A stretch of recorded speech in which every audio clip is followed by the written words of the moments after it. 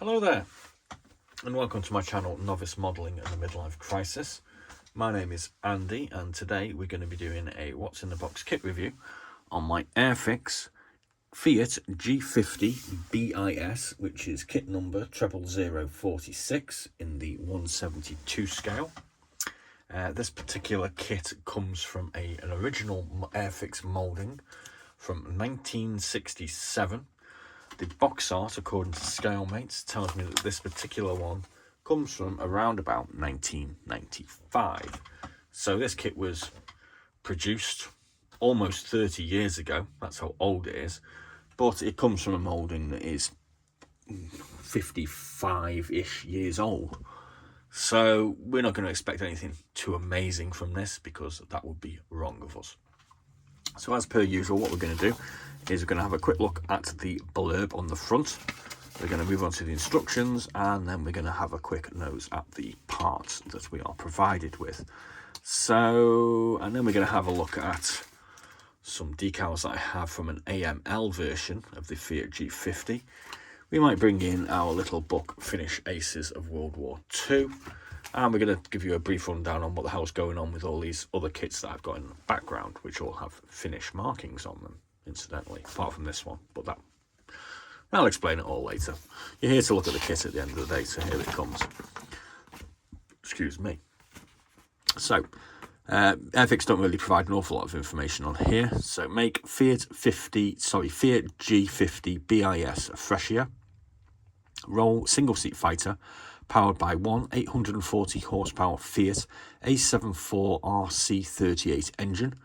Performance, maximum speed 293 miles per hour at 16,400 feet. Service ceiling 32,480 feet. Range 620 miles. Dimensions, wingspan 36 foot, length 25 foot 7 inches, height 9 foot 8 inches. Armament 2 12.7mm breeder SAF-AT machine guns. Remarks: first flight February 26, 1937, fought in Spanish Civil War in 1938, and in 1940 the improved G50-BIS entered Italian Air Force service. G50-BIS featured a redesigned fuselage, more armour and self-sealing fuel tanks. Finnish and Croatian Air Forces received examples. Production totaled roughly 500 aircraft. So the instructions are kind of basic, but it's a kind of basic kit, so we don't need any great shakes here. We've got the basic fuselage. We do get a pilot with this, which is kind of cool, though that does mean we have to paint the little bleeder.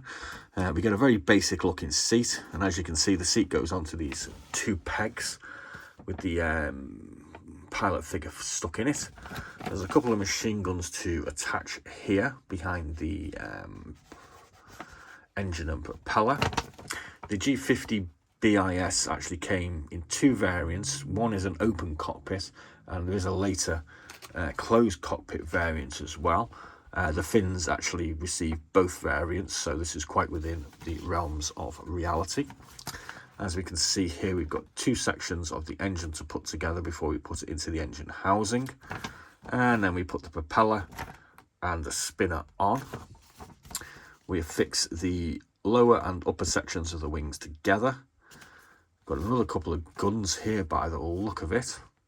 Maybe they're exhaust ports, I'm not quite sure. I might be wrong, that might be exhaust ports or something going on the 3031.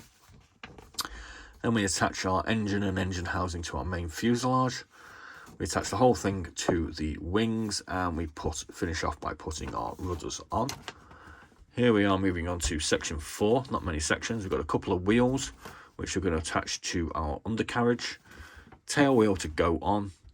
Some sort of vent by the look of it to go underneath the engine housing. Bish bash bosh, and we're all finished. No painting diagram or anything like that to help us with marking this up. Not great, but it's an old kit, so kind of what do you expect? So the actual pieces themselves, we get two kind of sprues. I've got a variety of parts that have unfortunately fallen off. Start with the fuselage. Fuselage is two pieces. It's got some random flash and these connector pins. Obviously this has been connected at some point to the fuselage, but this has come off because it is quite an old kit.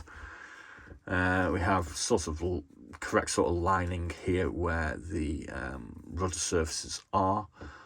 There's no sort of panel lines or anything too much going on the fuselage, and what there is unfortunately raised. It's not indented like it probably should be, but it has got some detail on it, although it is kind of minor, and I'm kind of thinking that by the time you get slap some paint on this, you probably won't be able to see it. So obviously the two pieces of the fuselage go together like so. Does kind of look a bit small there, but then we put the engine housing on the front and it looks kind of like a pretty decent sized fighter. On this particular sprue here, we have the propeller. It's got a standard sort of basic detail on it. Haven't really got much going on this engine housing.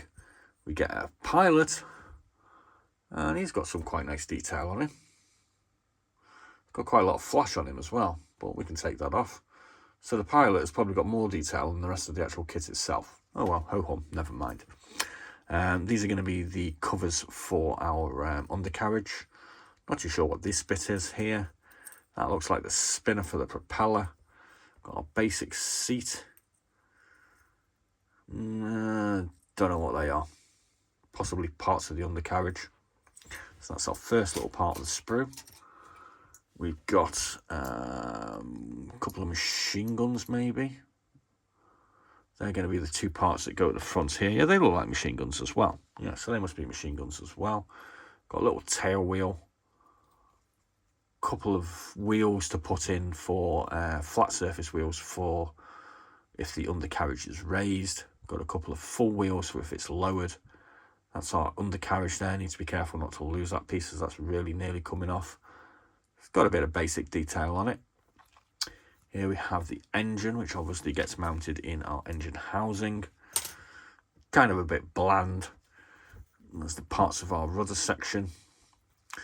Again, raised lines on here. Not too sure whether that's accurate or not. Yeah, it is what it is. Here we have our lower wing surface. Got a nasty big chunk to cut off here. Ailerons, some very, very fine lining on it. I mean, it's an old mould, so I'm kind of guessing that originally it might have been a little bit better. You can kind of see here it kind of fades in and out as well. So the mould obviously, or tool obviously, needs a bit of a freshen up even in 1995. Probably why you don't really see this kit being produced anymore, I would have thought, by Airfix anyway. So there's the undersurfaces. We've got two upper surfaces here. Again, same problems, really sort of faint panel lines. Got a little bit of a blemish there. Might have to get the Black & Decker sander out on this. Bit of a scratch, bit more of a blemish here. But we'll throw some paint on it, I'm sure it'll look okay.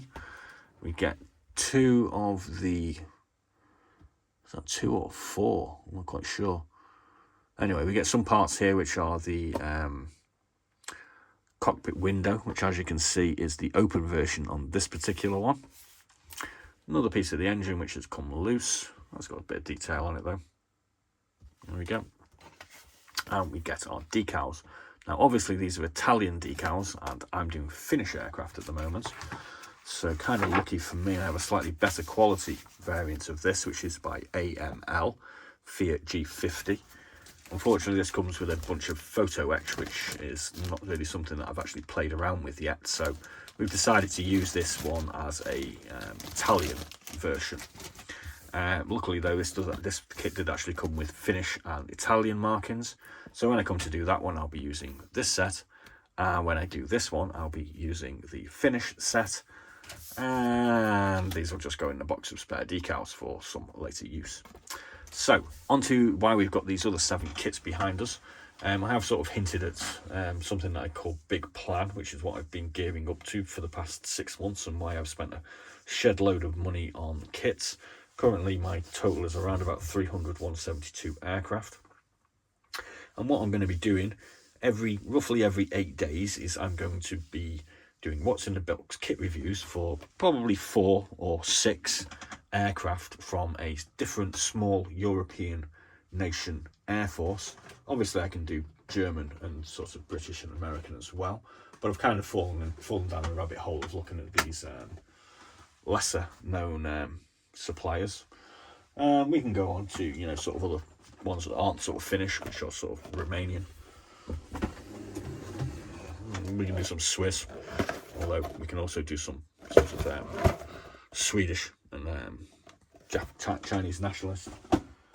We've got some Yugoslavian, and we've got some more Romanian. What else have we got here? Oh yes, we've got more Swedish. And obviously we can extend this theory to the Dutch, the Slovakians, Yugoslavians, Croatians, Belgians, Danish, Norwegians. So we've got plenty to be going on through our sort of 300 kits that we have. So we'll be doing this basically once a week or so. And like I say, I'll be putting these in front of you. And what I'm actually asking you to do is to find the kit in the what's in the boxes that I'll do for the week. And if you want to see one particular one of these built, all you need to do is go to the comments section and type in Messerschmitt BF109, Fiat G50, Fokker 21, Curtis Hawk, or whatever. And then after about 4 or 5 days of these being up, when I come to have my days off, which will be my sort of build period, I'll just toss up the totals and find out which kit has won, I suppose you could say. And that's going to be the kit that I build for that particular week. Easy. Kind of something a little bit different, kind of puts you guys in the driving seat. I kind of tried this before previously with a bunch of Japanese aircraft I did. Kind of worked, but I decided I wanted to build 10 in 10 days. Yeah, that was the kind of thing that an idiot does. This is a little bit more relaxed, so I'll build one. I might decide if there's some easy kits going around, like this G50-BIS or that Fokker D21. You know, if you guys pick something a little bit more complex, like this rather nice Armour Hobby Hurricane Mark 1, I might try and build one of these as well and just see how far I get with it. So that's how we're going. Please do like and subscribe. Please do check out our other videos, including Mikey's Model Barn, which is going to be a series of 25 vids examining his 5,000 roughly collection of model kits. There'll be the regular selection of haul unboxings going on for the next couple of months. And please do have a look at some of our other 150 odd what's in the box video reviews that we've done for 172 aircraft and 135 aircraft. So please do like and subscribe, and be seeing you.